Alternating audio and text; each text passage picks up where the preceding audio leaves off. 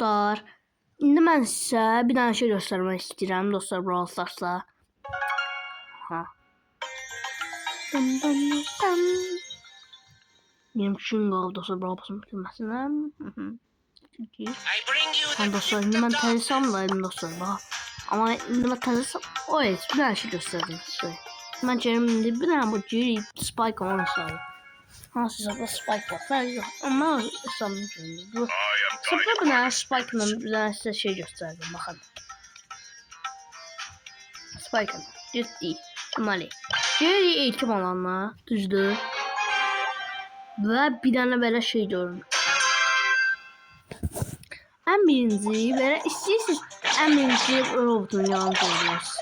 Mən belə edirəm amma. Bax. Jerry siz belə robotda öldürürsünüz. Belə bilirsiniz, siz necə sistema edilərsiniz.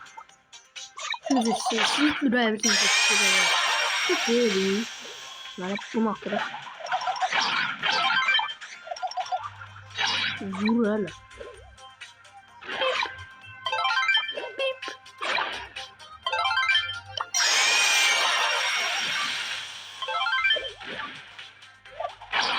İndi bir dənə baxın yaxından gəlir bu 6480 olsa.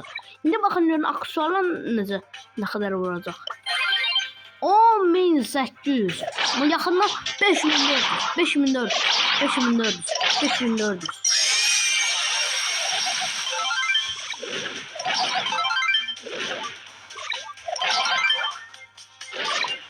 Gördünüz yine yakından 10800 olsa be. Dostlar böyleydi video dostlar. Biraz kısa video oldu. İnşallah yine böyle videolar çəkərik. Sağ olun.